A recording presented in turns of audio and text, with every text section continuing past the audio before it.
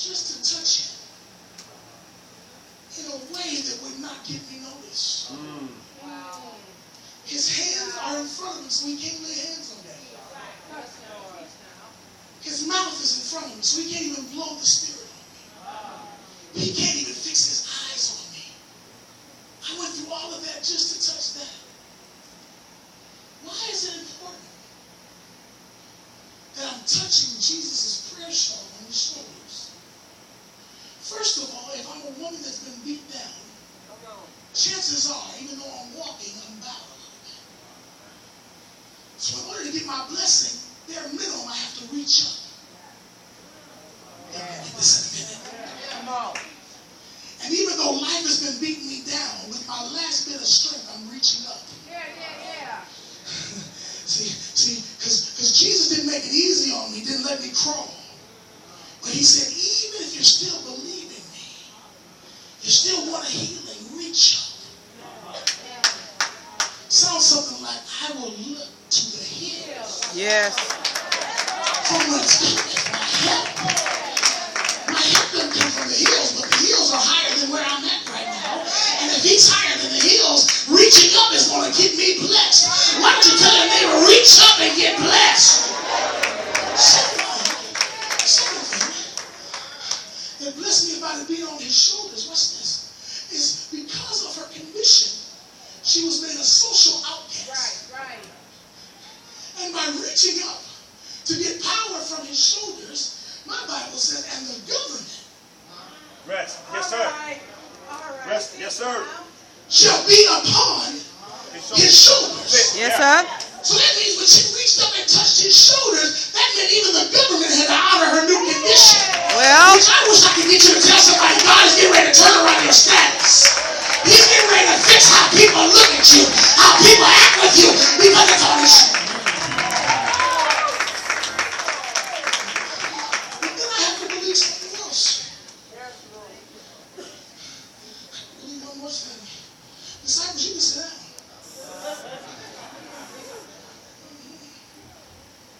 That by her reaching up to her shoulders, she had to deal with somebody who was in a better place than she was. Because Jesus, when he walked Jesus. Not too far, not too fast. Okay, man, a little bit faster than that. When she sees Jesus, Jesus is walking in confidence. Jesus is walking in confidence. Wait a minute, Jesus. See, the saints watch too much movies.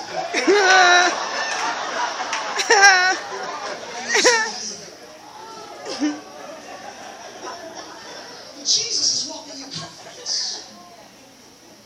And what she does by touching the shawl of his shoulders is she said, Jesus, I want everything that you got. I want to walk like you walk. Yes, sir. I want to live like you live. I can't get no Yes, witnesses sir. here.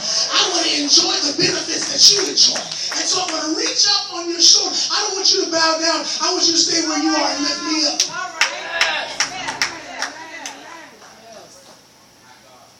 So Jesus, I'm closing now. You can sit down, Jesus.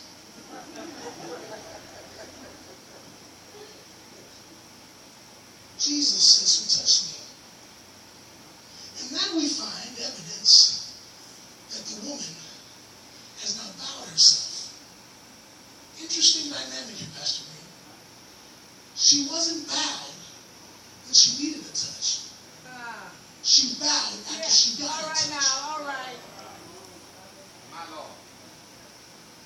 And if you look at it, she wasn't bowing to the situation.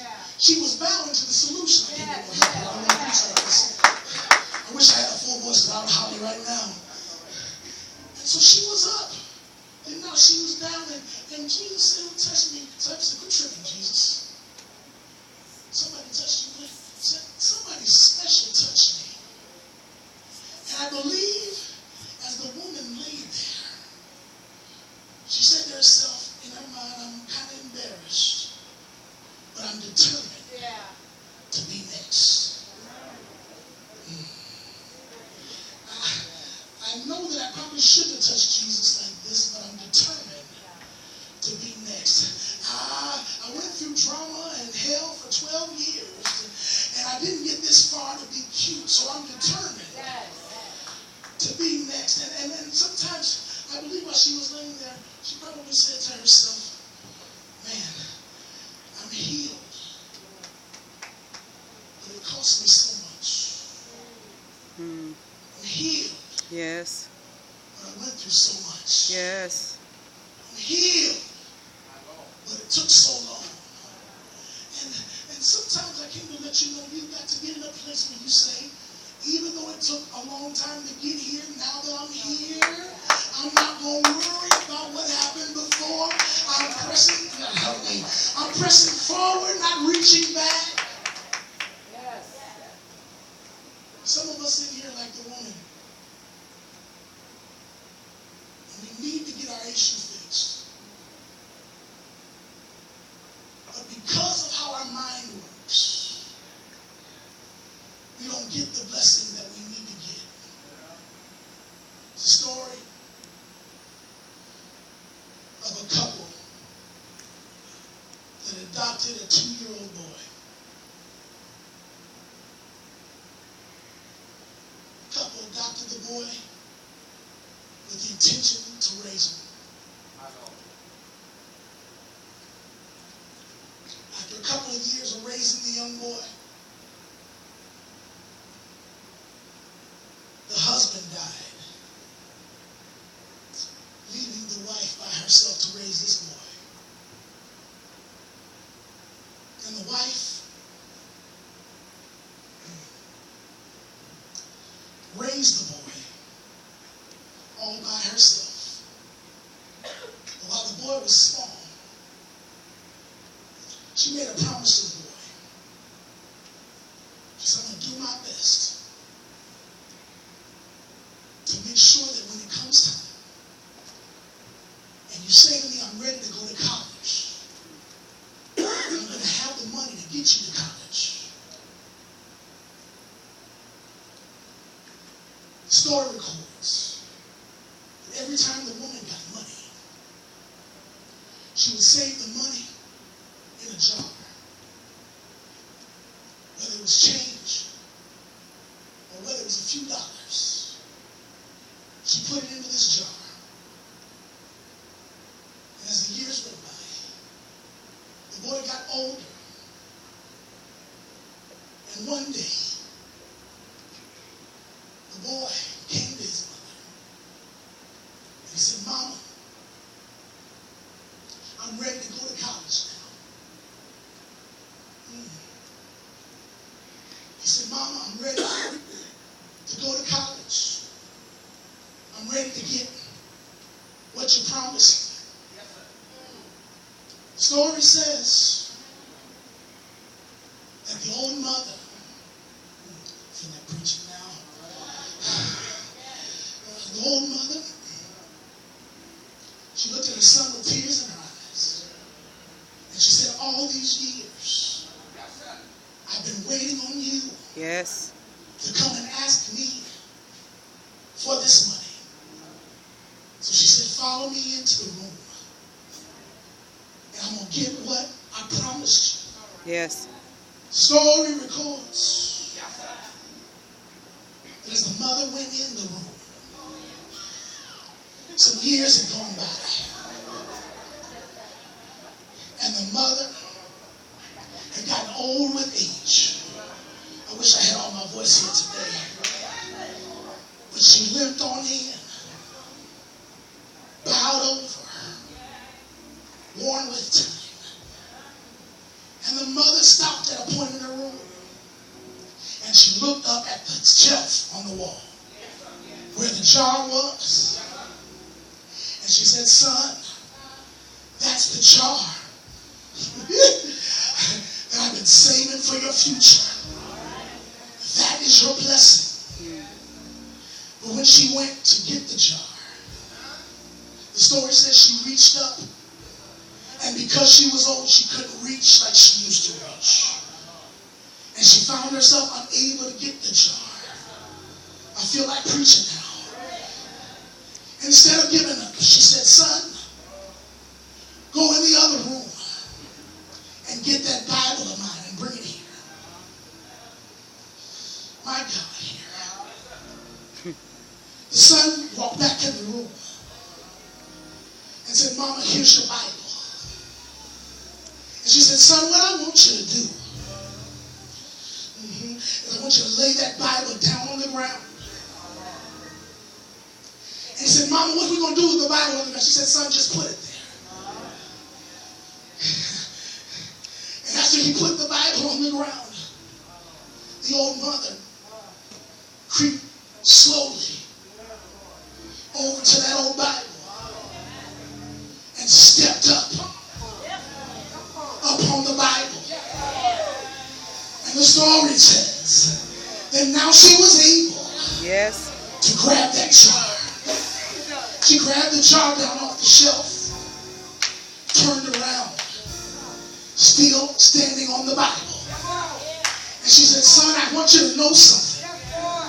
There's two things that you got to learn if you're going to get a blessing in this life.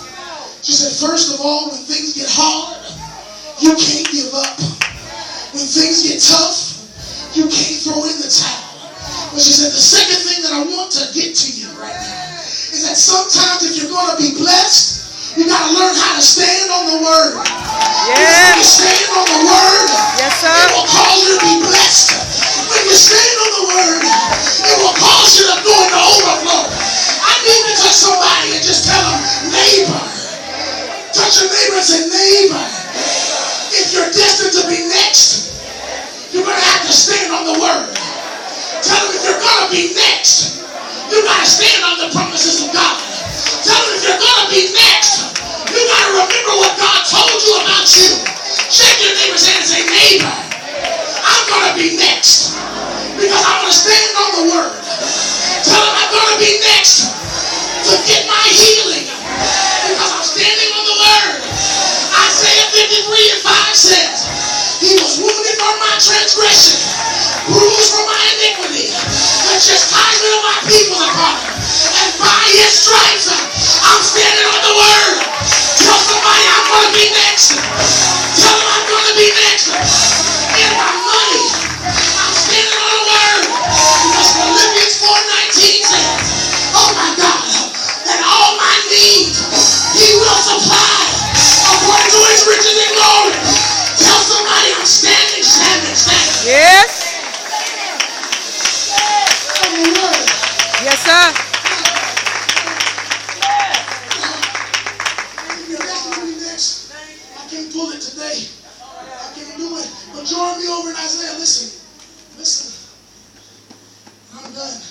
Look at Isaiah 55. Get your own Bible.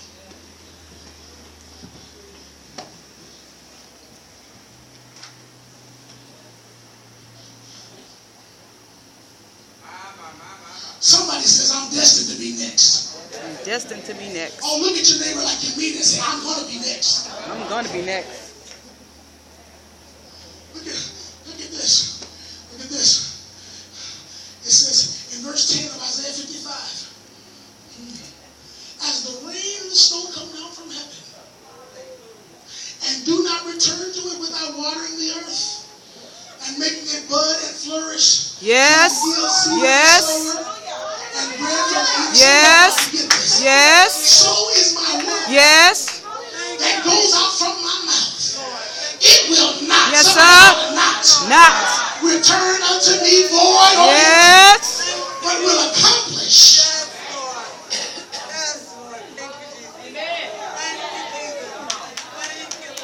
See, some of you evidently are not reading the same Bible that I'm reading. Because by now some of you would shout now because you're standing on something that will not return unto God void. Yes, sir.